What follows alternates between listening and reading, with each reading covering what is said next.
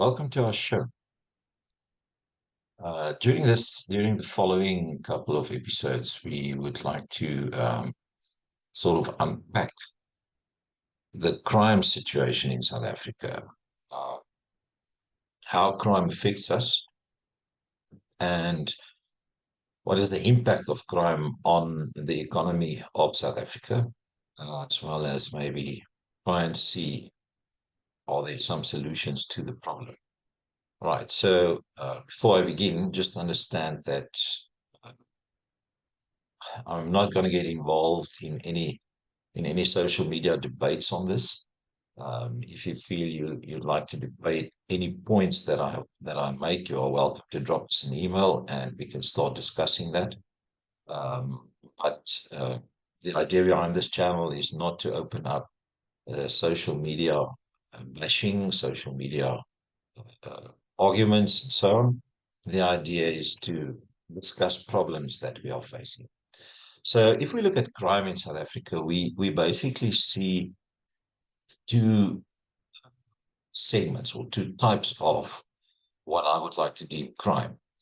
First segment, the first element, the first band of crime, I don't know what to call it, is what we deem crime for real, what we deem is actual crime. That is your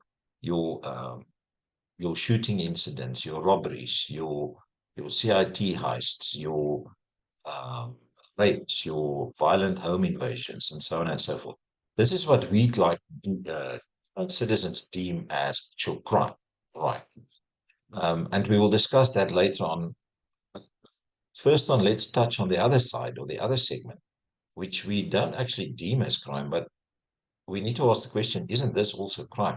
And what is the impact of this on our economy and also on our mentality or our mental well-being, our mental state in South Africa? So the other side of this is what happens on a government sort of level. And this is now all the nepotism and the um,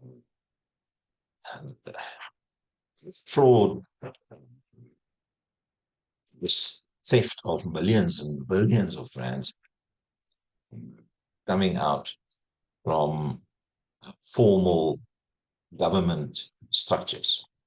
So what we are talking about here is exactly the Gupta scenario, the Gupta gate.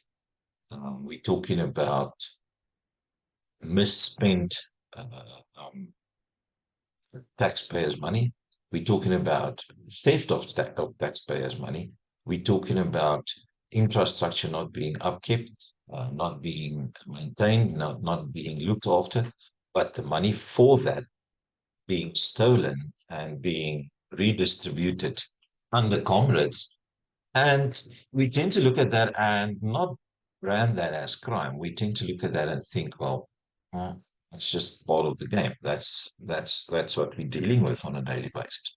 And I think we need to ask the question, isn't that maybe just as serious as murder and raping and theft and all that? And I think if we are very honest with ourselves, then we have to admit that yes, it is as serious and maybe even more serious because of the impact that it has on the country. But the problem is that we tend to look at the other crime. We tend to look at the first segment of crime where we think that is actual crime. And now we want to buy guns and we do training and we want to form neighborhood watches and so forth. But our answer to this bigger thing, this bigger monster, this bigger elephant in the room is to do it ourselves. So instead of facing this monster and fighting it, we just do it ourselves. So what happens in this case? Now that's a noble idea. It's a very noble idea to say, okay, let's do it ourselves and we will fix our own potholes. We will fix our own water problems. We will fix our own that. Okay. Which is a very noble idea. But the question begs is, are we not enabling these criminals to actually just steal more and more? Because now I'm paying my tax over to them. They know they don't have to do anything for the tax money. Because even if they do nothing, I will do it myself. So I will pay again, and then I will do the labor to do whatever they were supposed to do in the first place. So we got to ask ourselves, are we not actually enabling this problem? Are we not actually um, creating or making this problem bigger ourselves? And please, I know there's going to be organizations and people out there that want to, that will be arguing with me on this point, but just think about it for a minute. Just think about it. We need to ask the question, what is the impact of that? And why are we doing that?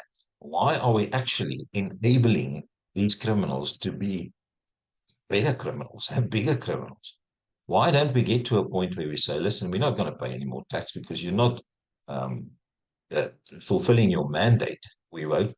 You were voted into that position, and now you're not fulfilling the mandate. I don't want to use the term "we voted" because I didn't vote them in. I voted for somebody else. Okay, but you were voted in to fulfill a specific mandate, and you don't fulfill that mandate. And when are we going to pull the plug on it? When do we, as citizens of South Africa, pull the plug on it? Now, please understand me clearly. I am not preaching the revolution. That's not what I'm saying. But we need to stop and think about this. So, what is the impact on that?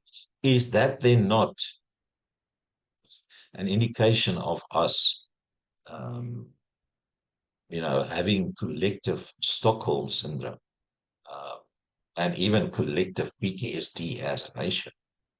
Because these people, they just hit us in the mouth, and now we just glad that at least they didn't chip my tooth. So that was a punch in the face, and my lip is bleeding, and it's all good. But you know what? At least they didn't chip my tooth. Something to ponder about. Do we have collective PTSD? Do we have collective Stockholm syndrome because of what's happening in this country? And then what is the impact of that? Uh, I will touch more on this subject in depth. It's excellent.